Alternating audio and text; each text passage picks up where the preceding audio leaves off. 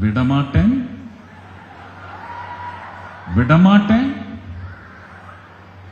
இன்னைக்கு துர்காஷ்டமி. நான் உங்களை விட போறதில்லை.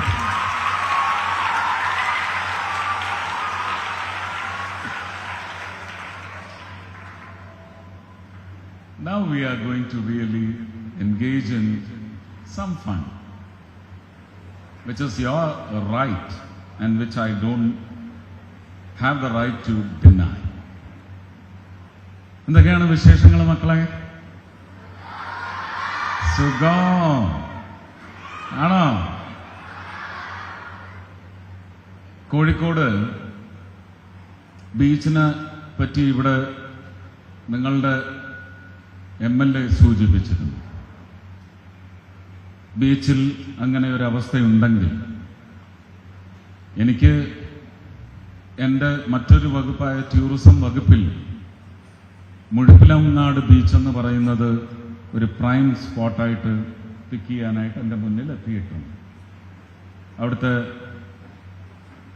Adventurous nature of the sea and its banks, the ഷോസ്, അത് വലിയൊരു പ്രൊപ്പല്ലിംഗ് കമ്പോണൻ്റായിട്ട് ടൂറിസം മിനിസ്ട്രിയിലേക്ക് വന്നതിൻ്റെ പശ്ചാത്തലത്തിൽ Muzhappilangad is getting picked. We are working on it. But ഇവിടെ MLA പറഞ്ഞ ഒരു വിവരമനുസരിച്ച് ഞാൻ 93-ൽ ഏകലവീനൊക്കെ ഷൂട്ട് ചെയ്യുന്ന സമയത്ത് ഗൾഫിലൊക്കെ പോയി കാലിന് പെരുമാറാൻ കിട്ടുന്ന കടലിന്റെ ലാളിത്യമുള്ള ബീച്ചാണ് കോഴിക്കോട് ബീച്ച്. നമുക്ക് കാലിന് പെരുമാറാനായി, കളിക്കാനായി കടൽ തിരകൾ ഒരുങ്ങി വരിക എന്ന് പറയുന്ന കാഴ്ച ഒരുപക്ഷെ ആലപ്പുഴയിൽ മാത്രമാണ് ഞാൻ അതിനു മുമ്പ് കണ്ടിട്ടുള്ളത്. പക്ഷെ ആലപ്പുഴയിൽ ഭയങ്കര വെപ്രാളം പൂണ്ടുവരുന്ന തിരകളെയും കണ്ടിട്ടുണ്ട്. ഇവിടെ ഞാനത് കണ്ടിട്ടില്ല അന്ന്. പക്ഷെ ആ ബീച്ചിന്റെ വൃത്തിയുടെ കാര്യത്തിൽ വ്യാകുലപ്പെടുന്ന ഒരു MLA ഞാനിവിടെ കണ്ടെങ്കിൽ ഞാൻ പറയുന്നു, നമുക്കിങ്ങനെ ഒരു തണുപ്പിച്ച അല്ലെങ്കിൽ തണുപ്പ് കുറഞ്ഞ് ചൂടേറ്റ് വേർക്കുന്ന ഒരു സംഘത്തിൽ പങ്കുചേർന്നല്ല സത്യത്തിൽ ഇങ്ങനെ ഒരു പരിപാടി നടത്തേണ്ടത്. നമുക്കിത് 2 ആഴ്ച നീണ്ടു നിൽക്കുന്ന 15-ാം തീയതി ഇതിന്റെ പരിസമാപ്തി കുറിക്കുന്ന ചെന്നൈയിലെ ബെസന്റ് നഗർ ബീച്ചിൽ നടക്കുന്ന പരിപാടിയോടുകൂടി ഇത് നമ്മുടെ ശീലം അല്ലാതായി തീരാൻ പാടില്ല. ഇത് കുറച്ചുകൂടി മാറ്റുകൂട്ടുന്ന ഒരു ശീലമായി നമുക്ക് ഇവോൾവ് ചെയ്ത് നമുക്ക് ഇംബൈബ് ചെയ്യാൻ സാധിക്കും.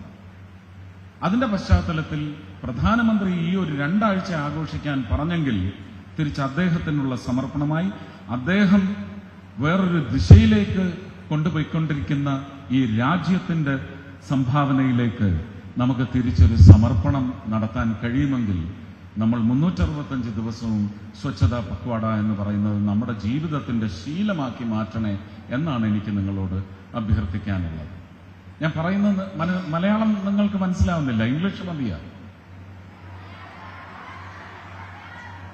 പിന്നെന്താ ഞാൻ പറഞ്ഞത് മനസ്സിലാക്കി എന്ന് എന്നെ അറിയിക്കാത്തത്?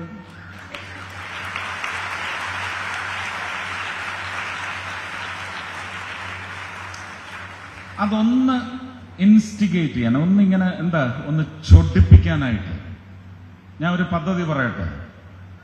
നമുക്ക് ചിങ്ങമാസം പിറന്നു കഴിഞ്ഞ് വലിയ ചൂടില്ലാത്ത അല്ലെങ്കിൽ വലിയ ചൂടുള്ള ചിങ്ങമാസമാണെങ്കിൽ നമുക്കൊരു ദിവസം കാലത്ത് 6 മണിക്ക് കോഴിക്കോട് ബീച്ചിൽ നിങ്ങളും നിങ്ങളെപ്പോലുള്ള കോഴിക്കോട്ടെ സ്കൂളുകളിൽ നിന്നുള്ള ഒരു 50 പേര് വെച്ചെങ്കിലും വന്ന് സമ്മേളിച്ച് ഈ ബീച്ച് വൃത്തിയാക്കി മാറ്റി ഇതിന് നൈരന്തര്യം, ഇതിങ്ങനെ തുടർച്ചയായി വൃത്തിയായി കിടക്കണേ എന്ന് പറയുന്ന സന്ദേശം ആ ബീച്ച് കൊണ്ട് സന്തോഷം പകർന്നെടുക്കുന്ന മുതിർന്ന പൗരന്മാരുടെ ഒരു സംഘത്തിന് നമുക്കൊരു കാഴ്ചയൊരുക്കി കൊടുക്കാൻ തയ്യാറാണോ?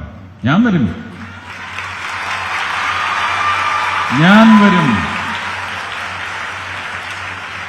തയ്യാറാണോ? ഒരു ദിവസം കാലത്ത് എന്റെ തലേന്ന് ഞാൻ വന്ന് തയ്യാറായി 6 മണിക്ക് അവിടെ വന്ന് നിൽക്കും.